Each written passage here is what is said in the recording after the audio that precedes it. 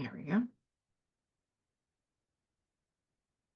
Hey there, good afternoon, everyone. I'm giving it a couple minutes to let folks come in. We're really happy to have folks joining us today for the application walkthrough for our Teighlor McGee mini grants program. Today, May 15th, is the beginning of the application window opening.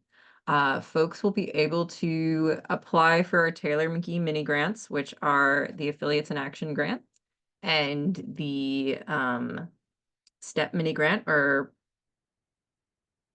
sorry, my brain lost the acronym for a minute. Our STEP mini grant, those two grant applications are going to be open from today, May 15th, all the way through the application window closes July 31st. So folks will be able to fill out the application and send it in to us. And we're going to walk through all the questions on the application today. STEP stands for Self-Advocates Transforming Equitable Policy. Thank you so much, Eli. My brain lost the T and I was like, equitable policy. And I was like, there's a middle word. There's a middle word we need. Thank you very much. This session is being recorded. For folks who can't make it, it will be posted on YouTube. And also, if you have questions after this session, you will have chances to reach out to us to get answers on those and get support. We really want folks to be able to apply to this grant and feel comfortable accessing it. Housekeeping, if you need captions, down at the bottom of your screen, there should be a button that is a little rectangle with the letter C in it twice, CC, and that is your caption button. You can click that button and it will either show the captions or hide them for you. Later, we're hopefully going to have some time for folks to ask questions. But also, since we're doing this as a walkthrough, if you have a question about as we're going through the application question by question, if you have a question about a certain question as I am talking about it, please feel free to use the Q&A button to ask that question. So we can go ahead and make sure that you're not getting lost or confused about the application process. I am going to go ahead and share my screen with folks so you can see. We're going to start. Oh, wait. Yes, you can. The recording this session is being recorded. You can definitely review it with your teams. It will be posted on YouTube. It will be posted to ASAN's YouTube page that I can grab for you right quick. Boop. Do not autoplay that.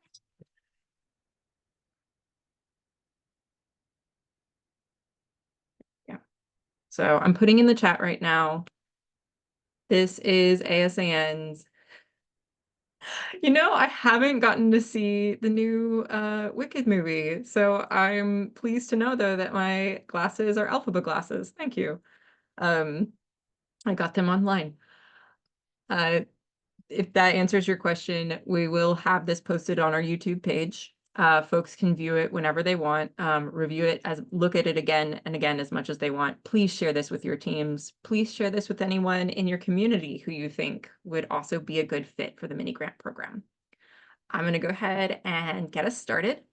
I'm going to share my screen and take us first to ASAN's website so you can see where to find the mini grant page. Okay. Share screen. Boop. Yes, that is correct window. Okay. So first off, we're looking at ASAN's homepage. That is, you can see our website is right here, autisticadvocacy.org. To get to our mini grant page, you're going to come over here to the bar, and it's under the resources tab. And you're going to go to the bottom of the resources tab, and you'll see Teighlor McGee Grassroots Mini Grants. And I want y'all to click that. and you'll get to see this page starts with some information about Teighlor McGee. They were an advocate who did a lot of work in their community. Teighlor founded the Black Disability Collective, a group that advocated and championed the lives of Black disabled people. They were really, really dedicated to their community. They were a staff member at ASAN, and unfortunately, they passed away in 2022. Before they passed away, this grant program was one of their big projects that they were working on. And so ASAN has named this after her as a way to honor her legacy. So you get to read a little bit about Teighlor there, and then you'll scroll down. You can see information about what a mini grant is, who the mini grants are for. And we covered that a little bit in another webinar that you can find on our YouTube channel that actually goes through talking about the mini grant program in general. I won't go into it a whole lot of detail right now because I want to be able to give a lot of time to us going through the applications. To get to the applications, you'll see there's 2 columns right here, affiliates in action and the STEP mini grant, self-advocates transforming equitable policy. Affiliates in action is just for our affiliate organizations. If you would like to become an affiliate in order to apply for our affiliate grant, you totally can. The way you do that is you click this link right here to get to our affiliate page. And it will give you, excuse me. It'll give you instructions on how to reach out to me to get started with the application. We have, for both the STEP mini grant and the affiliates action grant, we have these bulleted lists here that explain what the sort of rules are to apply for the grant. In other words, what stuff needs to be true about your organization, or if you say individual people can apply for a STEP grant, but a group has to apply for affiliates. Whether you're in a group or an individual for the STEP grant, this list of bullet points explains like the stuff that needs to be true about you in order for you to fill out an application and apply.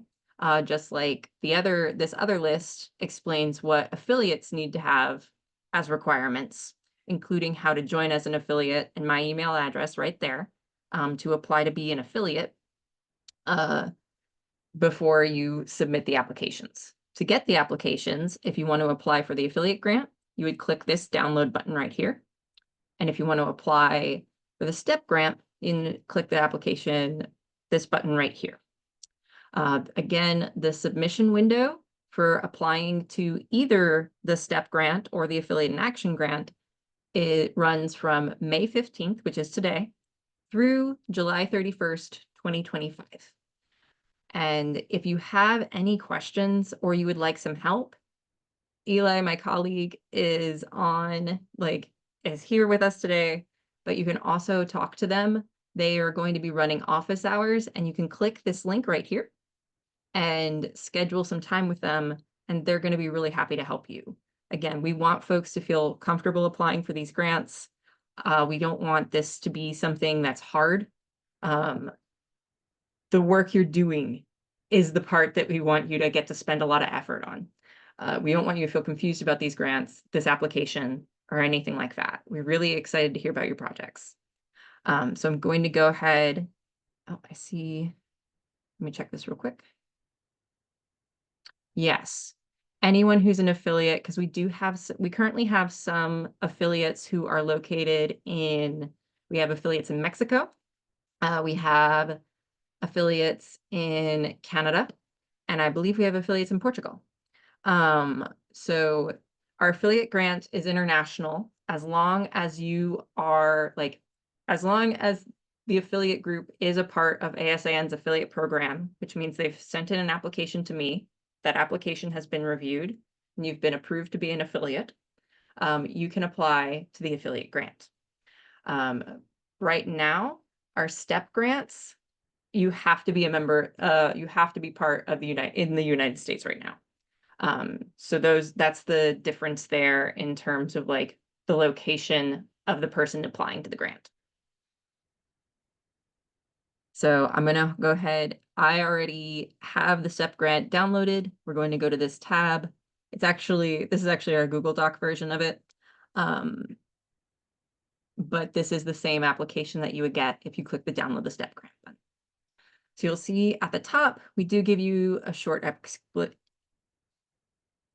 We describe the grant for you shortly at the top as a reminder of that the STEP grant is for people and groups connected to communities of color that are working to address problems that affect people of color with intellectual and developmental disabilities.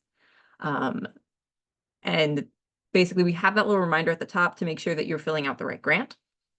And the reminder of if you are an affiliate looking for the Affiliate in Action grant, please go back to the Teighlor McGee mini grant page and grab the correct application. We also tell y'all, once you finish this application, you'll be sending it over to Eli, and their email address is right there. So the first part of the grant, and I know there's two separate applications. The questions are very similar, so that's why I decided to pick the STEP mini grant today. So don't sweat that. But first step is basically give us some basic information about you or your organization if you're applying as a group. And you'll see this section right here at the top. If you are applying by yourself for the STEP grant, then this is where you would fill out your personal information. And that means your name, because you're the person applying, a good email address that you check often for us to reach out to you by, because once you submit your grant, we'll be contacting you via this email address. So please use one that you check often and isn't likely to send any reply that you get from us into your spam folder. So an email address for you, phone number. Please let us know whether you'd rather be contacted via phone or email, an address for you, as well as, are you 18 years or older? We know that organizations, groups that are applying may have members that are under the age of 18.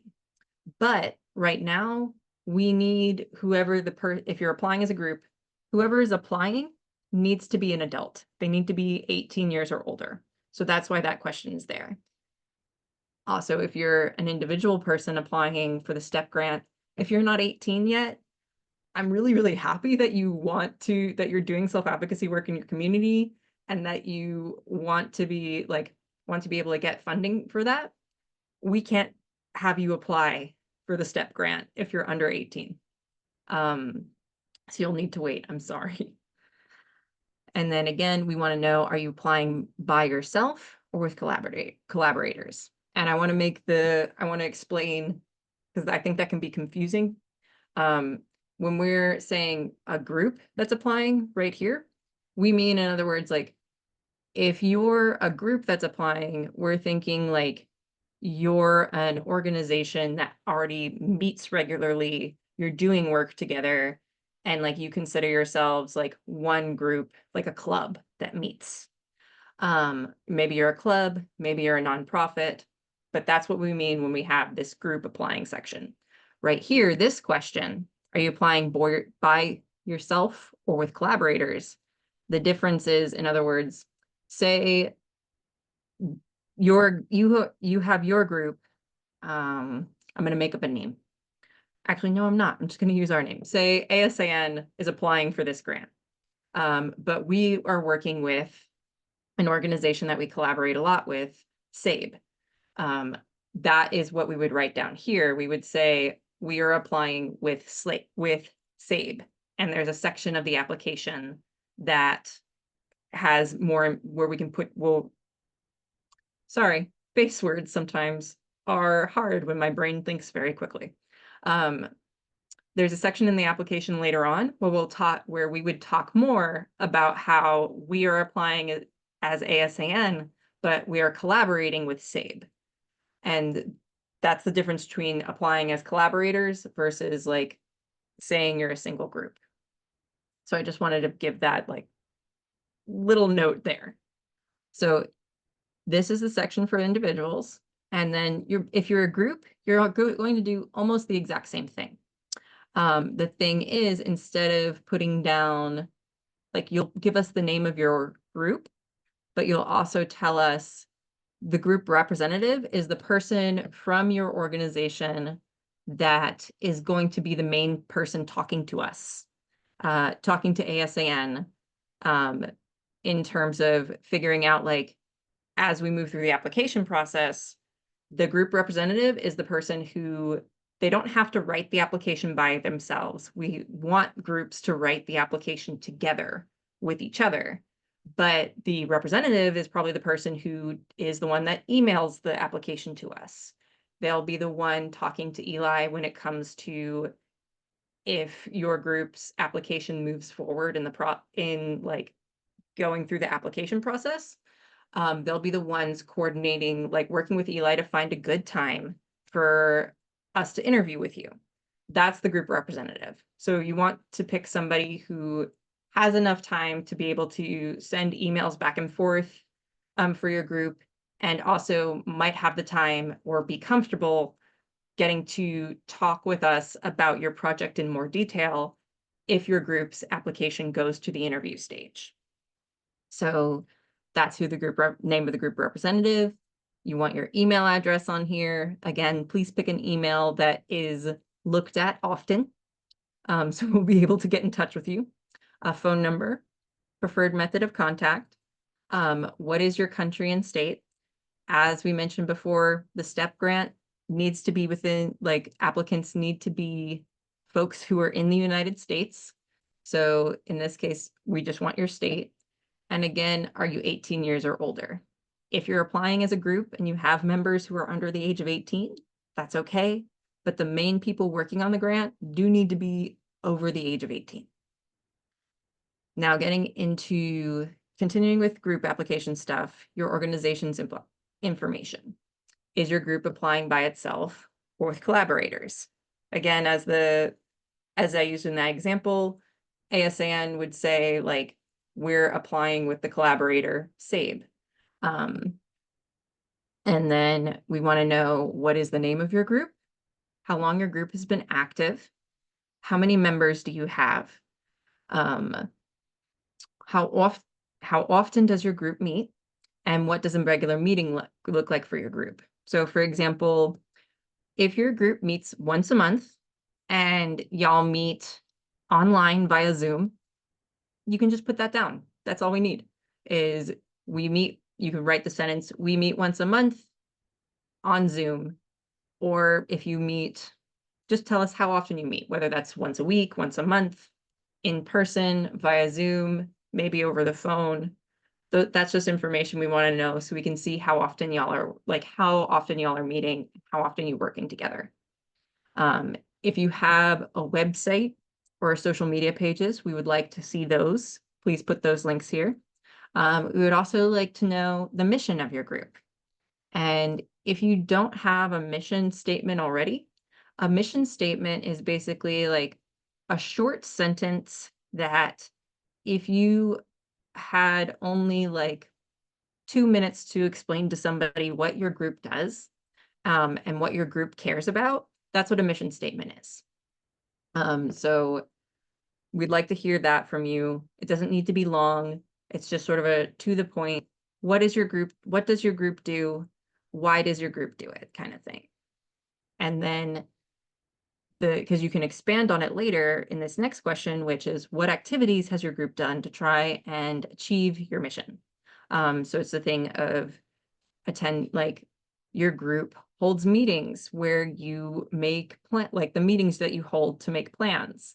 Does your, like, if your group maybe has held like letter writing campaigns where you write letters to your local administration, maybe your group organizes car rides for disabled people in your community to make sure that folks are getting to like doctor's appointments or like work properly, or whatever, wherever folks need to go. Like whatever your group's about, like whatever your group cares about and the actions that y'all are trying to take, just tell us how you're getting that done. And again, doesn't need to be super long. We're looking for maybe like a paragraph, a few sentences. Don't feel like you have to give us like a deep, full, like pages of writing. You don't. What are some of the strengths of your group? In other words, what are things that y'all feel like you do really well? And then we also want to know what are things that your group could use help with. In other words, stuff that you maybe want to be doing, but it's really hard for y'all to actually get to that goal. Or like things that you know that you want to get better at, but you don't really have the tools or information you need to improve those, get better at those skills. We also want to know who is in charge of your group. Are they self-advocates with developmental disabilities? We're looking for folks who are applying to be self-advocacy groups, to be self-advocates. So then this next section is if you have a collaborator, which again, you don't have to be collaborating with anybody. But if you do have a collaborator, this is a section where you put that information down. So again, circling back to the example I gave, if ASAN was applying to this grant and we're working with SABE, this is where we would put down the SABE's name. We would put down who is their contact person for the grant, their email address, and their phone number. Now we're going to get into optional questions. This is the section for individuals. You can, if you're applying as a group, you just got to scroll down and you'll fill out the group section. But this section is just for the individuals. Again, we want to make sure that folks are over the age of 18. Just let us know. We want to know, what are your pronouns? We'd also love to know how you heard about the mini grant. That helps us know where the outreach that we're doing. In other words, what's effective in terms of like when we're talking to people in the community to let them know that we have this grant and that we want people to apply to it. That's what that question's for. We also want to make sure that a diverse group of people is getting to know about this grant and getting to apply for it. So we're particularly looking to hear from people who are people of color, people from religious minorities, people with intellectual disabilities, people with other disabilities in addition to autism, non-speaking people, LGBTQ plus people, and people from low-income backgrounds. You can help us know, like, make sure that we're getting a diverse group by letting us know if you, like, if any of those, like any of the things I just listed, describe you. Again, this is an optional question, so you don't have to tell us. But if you do, we would just want you to include that down here after this description. Now we have, if you're in a group and individuals, if you're applying by yourself, you just skip this section. So the optional questions for groups are very similar. Again, we want to know, how did you hear about this program? Because that helps us know where our communication is doing well. It's working for us. And we still, the same question about different groups, having a diverse group of people. We want to know, when you're looking at all of the members of your group, are there people of color in your group? People from religious minorities, people with intellectual disabilities, people with other disabilities in addition to autism, non-speaking people, LGBTQ plus people, and people from low-income backgrounds. Because part of the reason why we're asking about that is all of those groups are groups that often don't get access. Like, they don't get grants that could really help their community. They don't get the same access to money. We want to make sure that money is going towards those groups to support their communities and do this kind of work. Now we get into, I think this is a really fun thing because it's getting to talk about your project. And it's really exciting from our perspective, I think, because I know I really love reading about all the work that y'all are doing. So this is the About Your Grant Project section. And we have a brief description to let you know, like, the mini grant program gives money to groups or individuals to fund a specific project idea. And the questions that we are asking are meant to help you talk about the project so we can get a good idea of what you're wanting to do and how the money you're asking for will help you do that. Please answer these questions in as much detail as you can. And it's okay. We understand that projects change and stuff, like you're writing this idea down now, but you'll be starting your project in January of 2026, and a lot of stuff can change. So don't feel worried about that. We just want to know that you have thought through how you're going to reach your goal and how this money can help you reach your goal. So the first thing is we just want 2 to 3 sentences describing your project. Think of it as if you had like 3 minutes to tell a person about the project that your group or you yourself are thinking of doing, like want to do, how would you describe that to them? 2 to 3 sentences, short and sweet. Then we want to know, why is this project important to you?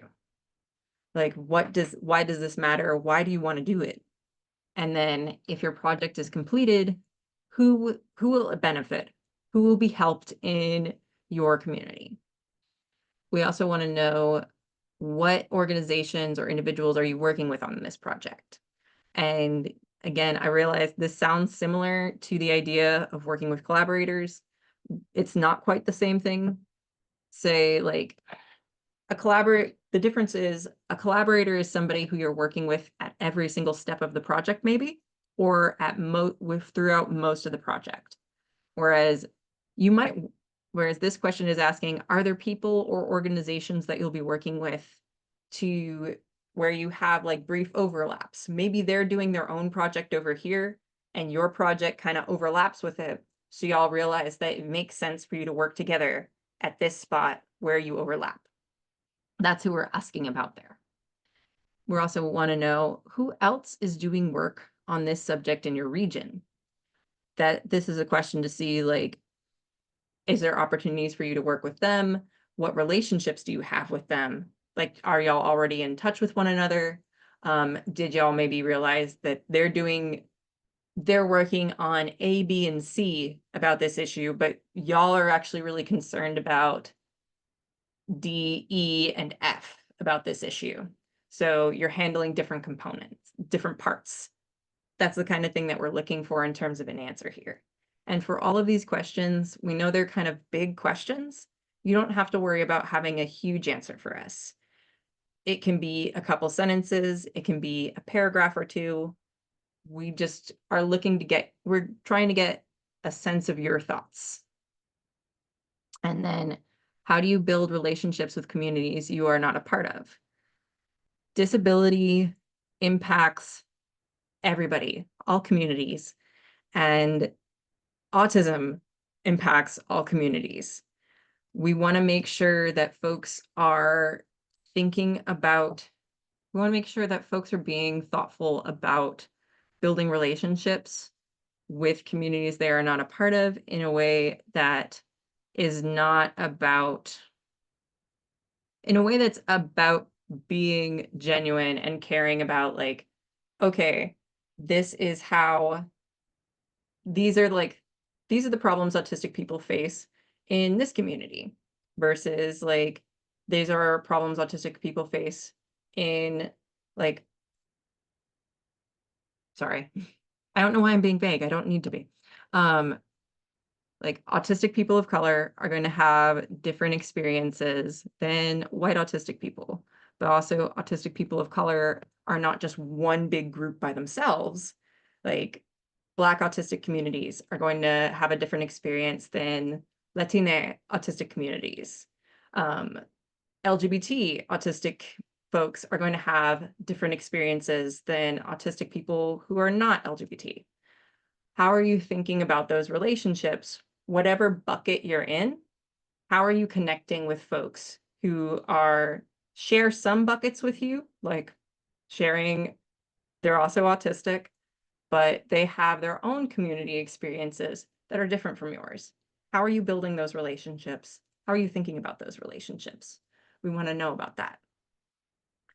So, what other work have you done in the past or currently related to this? We're just looking to see kind of what experience you have with making projects like this, where you're at in terms of like your journey. So maybe this is the biggest advocacy project you're taking on, like the one that you're using to apply for the grant. Maybe you have a lot of, or maybe you have a lot of experience doing projects like this, and the one thing holding you back from getting this project done is just funding. We just want to get a gauge so we have an idea of like how much support you might need. And then we want to know, what experience do you have with self-advocacy work? This is sort of similar to the question that we just asked, but this question allows you to be more broad.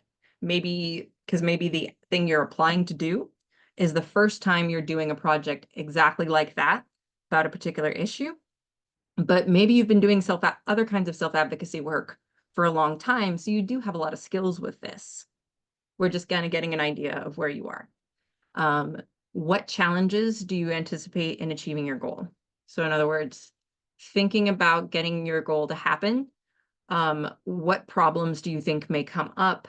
Where do you think things might be a little bit more difficult? Obviously, things that you don't expect do happen, but we want to make sure that folks aren't just thinking they can just shoot right through, they'll have no problems, and their project will magically like get done. We want to know like where you think your hard parts might be. Then we want to check which communities will your project benefit. And again, it's a very similar list to the one that we keep asking again, of people of color, people from religious minorities, people with intellectual disabilities, people with other disabilities in addition to autism, non-speaking people, LGBTQ plus people, and people from low-income backgrounds. And we want to know, how does your work benefit the communities that you've selected? So in other words, we want you to give us an explanation of what you think, like in what ways you believe that your project will help these communities. And again, also, we want to make sure that we are really interested in projects that are including people in the step-by-step process of making things happen, not sort of, sorry, I'm thinking about my phrasing of, we want folks to be included actively in projects that change their lives, because people who are part of a community are going to know what that community needs. Yes, Karen, no saviors.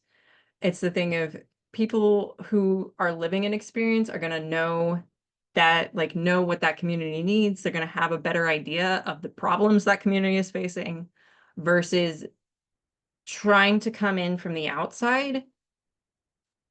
It's also just, it's not respectful to sort of, no one really enjoys the experience of somebody else coming in from nowhere and being like, I think this is this is what I think the problem that you're facing is, and then B, this is how I think you can fix it. Like, it's not a good way to do advocacy, and it's also not, it's not cool. I'm speaking to use my own personal language. It's just a cool thing to do. It's not kind, it's not respectful, and it doesn't help us.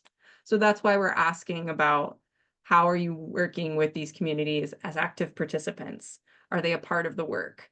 Or are you just sort of like saying that you're helping them and then kind of using it as an afterthought? So then the next section we have here is the SMARTY goal description. And we give you a worksheet that you can use to kind of help you out here. We want you to describe your project as a SMARTY goal.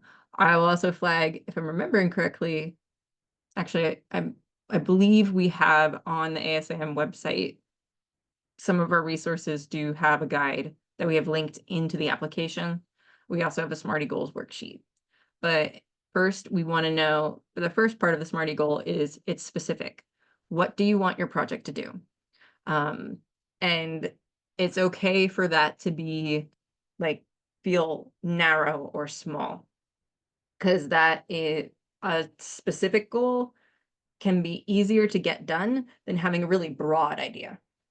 So it also allows you to go into the next part of measurable. How will you know you are making progress towards your goal? Then we get into achievable. What makes you feel like this project is something you can actually do? And do you know all the resources that you need to make your project happen? Relevant is, are all of the steps that in your plan bringing you closer to your goal? Do you have activities in your plan that aren't really relevant to what you want to happen? I think sometimes when we're doing an advocacy project, we can get super excited about the idea of the project, of like the work that what we want to happen. And like that kind of creates, I think of it, it feels like a starburst effect for me, because I then start to think of all the other things that kind of relate to the first goal I had, but are actually kind of separate, but then I want to fold them in. And it makes a kitchen sink effect where now all of a sudden I've got a bunch of stuff that I'm trying to do, and a goal that started small and like something that felt possible now is kind of scattered and there's a bunch of stuff. So relevant is about keeping things focused. So looking at, I want to give an example before I keep going through all of these. Let's say your project is to make sure you want to get at least 200 disabled people in your county registered to vote in the next election.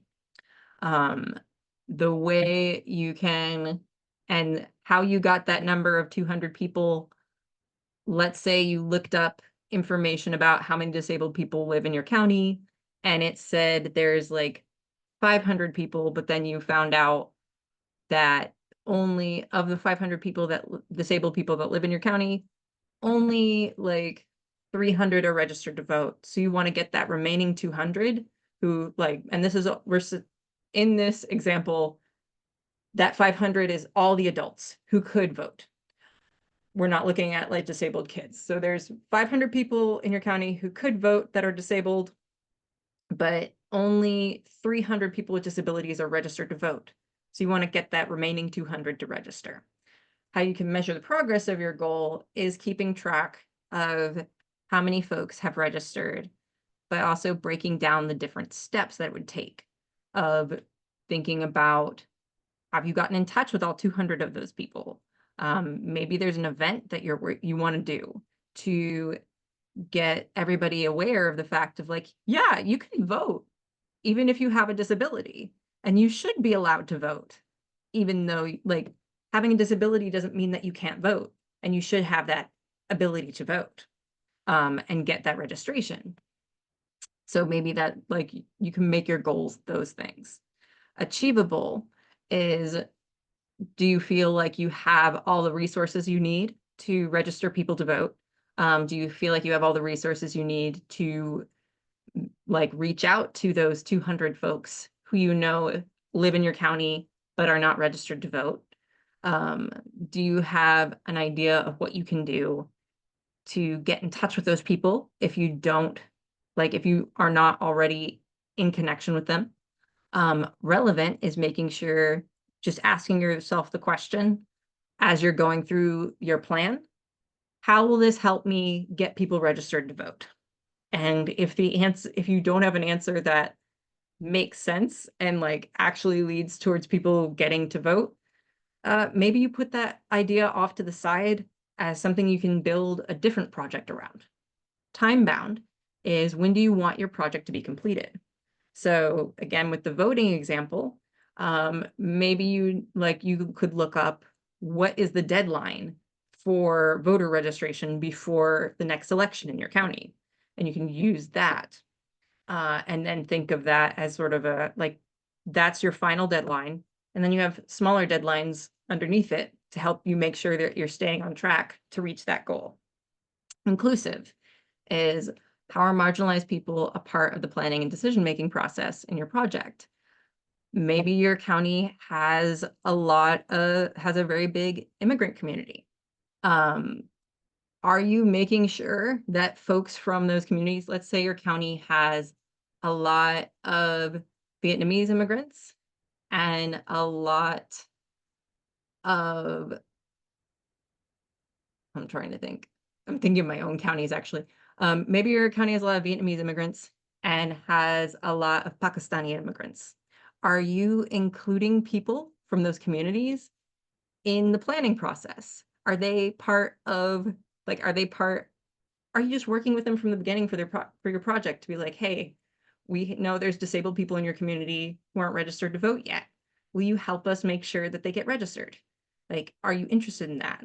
And, while we're at it, do you have other goals around, are there other people in your community who are not registered to vote that you want help with? We will help you with that part.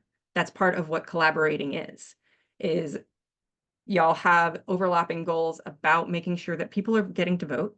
How are you supporting them? How are you working together to make sure that y'all are all reaching that common goal? Equitable. How does your project work to remove barriers for everyone? So when we're thinking about the voting example, maybe as you're going through your project, you start to think about and notice, like you might have initially had, like at first had the thought of maybe people with disabilities aren't voting because they don't have transportation. Maybe they don't have good information about how to understand the ballot, the thing that you use to vote with, and who is on the ballot. Maybe they don't have good information, like good places to look for information about who is in the elections. Again, thinking of the immigrant communities, like, is there information about the elections in Vietnamese? Is there information about the elections in Urdu? Is information getting to people in ways that they can actually use that information? Or are they getting the information in ways that is not accessible to them? Thinking about that when you're thinking about equitable, how can you remove barriers? So that's what we're looking for in terms of SMARTY goals. Then we get into collaborations. Also, hold on a second because I see something in the chat. Okay, yes. So then thinking about collaborations. If you are multiple groups that are applying for this grant, we want to hear about the different roles that you're taking on. So in other words, again, thinking about, I'm going to circle back to that first example I gave about collaborators, pretending that ASAN and SABE are applying for this application together. In this section, we would write down like ASAN's name and the stuff that we are doing in the project under one group name. And then under the next group name, we would have SABE would write down their name and say the stuff that they're going to do in the project. And I know we only have 2 right here, but if you're a group, if you were collaborating, if you're a group of 3 organizations collaborating together, that's okay. Just copy and paste. Like if there's more than 2, you can still apply. Just copy and paste and let us know what everyone's, what everyone's roles are in the application process. Okay, now we're getting into financials. So we would really love to have a budget from you, for how, we might need to update that. Please pretend that number's not there. I don't think that got updated. The updated But number is 6250. thank you, Eli. There. So, and again, your group doesn't have to apply for the full amount that we can potentially give you. 6,250 is just like the biggest number possible that you can get when you apply for the grant. You don't have to apply for that much, but if you know that you could use that amount of money and you can give us a budget that makes sense, please do that. Like, we want to be able to support communities. We want to be able to support folks doing work in their communities. And let me see, because I forgot to open this. There you go. So this is a sample project budget. Just to give you an idea of what a budget can look like, you are totally welcome to use this document. If you have your own document that you're using to write about your budget, that's totally fine too. Also, you can tell here, looking down here at total expenses, this sample budget has 9,650. That is, of course, more money than you can get from the mini grant. That's okay. You don't have to tell us, like, your project can cost more money than ASAN can give you, and that's fine. We know that showing us that in your budget just lets us know that you are really thinking about your project and you know how much it's going to cost. And gives us a good reason to understand why you're asking for the full, like, full possible amount of money that you could get. Um, so don't worry about it being costing more, just like you don't have to worry about it costing less. But we do want to see, so this example budget, you can tell, wrote down things like printing cost under like admin.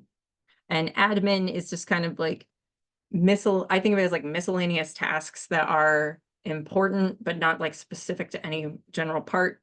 So that can be things, printing costs can be things like printing flyers, if you're sending letters to people, that kind of thing. If you're using, like, we also have MailChimp. Say you have a group of people that you're sending emails out to. You might use a subscription service like MailChimp or like Every Action. That costs money. You're allowed put that down. You can also put down things like if you're doing something in person and you're going to be feeding folks, or maybe you need to book a place for an event to happen, that can be put down on here. You can see the things like meals, volunteer stipends, in other words, helping folks pay for their time. You can also choose in your budget if you want to pay yourself for the work that you're doing. That is okay. Just let us like put that in the budget as basically, you could think of it as like, put it down as like time worked. Because we know that a lot of self-advocacy is done in a volunteer way where people are not getting paid for their time. But everyone has bills. Everyone, like, life costs money, and it's okay to want to be paid for your work. You can put that in the budget. So that's the example of financials. Then you get to, this is kind of, we're coming up on the very end and we'll be able to open up to questions, but commitments. So in other words, if your project is selected for funding, then we need to make sure that you can do the following things. And that includes attend an online orientation or training session at the start of the grant, provide us a quarterly budget update. In other words, like 4 times in the year that y'all have the grant. We just want to get an update from you. You're not going to need to send us like a stack of receipts, but we want to know, hey, we've spent like $2,000 of the grant so far. And we used it on flyers, an event, and paying people's bus passes. Like, we just kind of want an idea of that. Then we want also 4 times a year, a quarterly report on what progress has been made towards your project. And that isn't a report where you have to like write us an essay and send it in. That is a report where you'll get to meet with Eli and talk with them about like, this is what we've done so far on the project. This is how it's going. Here are some things that we have questions about in terms of, does ASAN know somebody who could help us with this thing? Or do you know anybody who would be interested in like speaking at this panel we're doing? That kind of thing. That's what kind of comes up in the quarterly update. And that is what will happen in the quarterly meetings that we would like you to attend with an ASAN staff member about your project. And then at the end of the grant period, we'd love to get a statement and presentation about your project. In other words, what successes you had, what challenges you face, and what you hope to accomplish in the future. Then we would like y'all to be able to agree to let us know how you can receive your funding in a way that will not disrupt any benefits you have.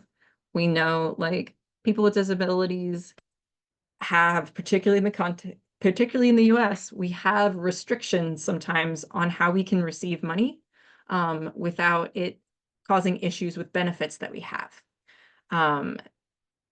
we will offer, like, we will also, if you need help in figuring out how to do that, you can reach out to ASAN and we'll like talk with you to make sure that we can get you the grant money without it causing you any kind of problems. And then finally, the last thing is that you agree to fulfill your proposed project to the best of your ability. In other words, you agree to do the project as best you can.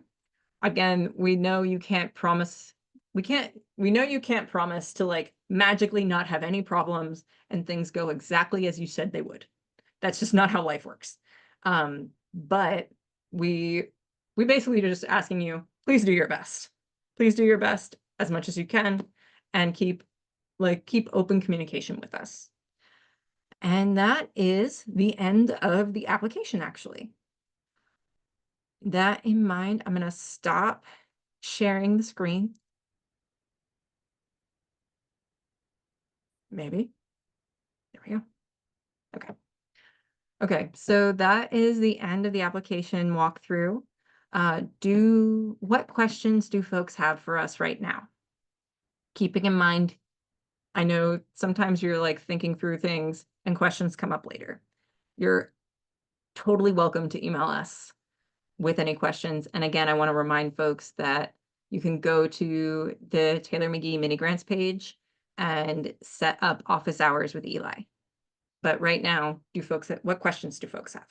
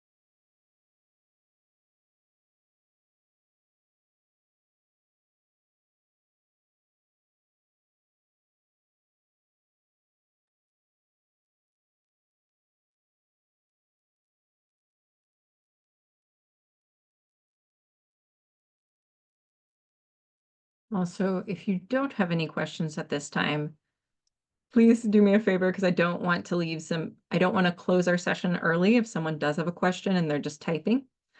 In the chat, can you let me know if you're good to go right now? Because I also don't want to hold people. It's been so wonderful to have the time that y'all have given us this afternoon. But if you don't have questions right now, then I'm happy to give folks back their time. Again, I just don't want to cut folks off. So if you're good to go, you can just let me know in the chat and we can wrap for the day. Additionally, if folks have questions later, you can always email myself or Alex with those questions, and we'll answer them to the best of our ability. But yeah, if there are no questions at this time, if our emails could just be dropped in the chat before we close out so that folks know how to contact us. Yep, let me do that one right quick.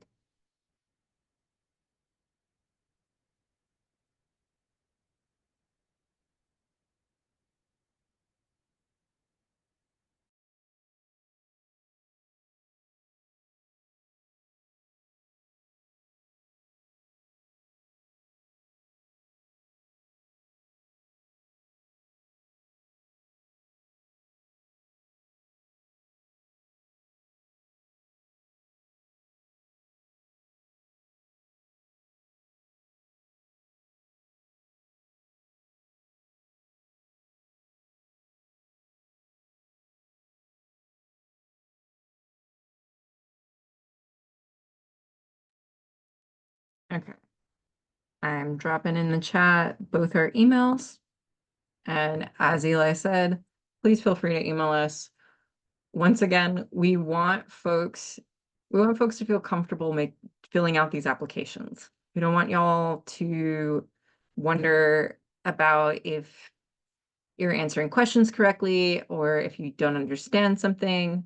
We're here for you. We want folks to be able to apply, and we want folks to use this opportunity of the mini grant program to get the experience of applying for a grant. So hopefully you can apply to other grants in the future. Um, it doesn't look like any other questions have come through. So I am gonna go ahead and say that we're good for the day. Again, this session will be uploaded to YouTube. Gonna try and get it up by the end of the day. Go ahead and say check tomorrow, just to be sure. And again, thank you so much for your time. Thank you so much for your interest. We're really looking forward to getting y'all's applications in. Please have a good day. Take care.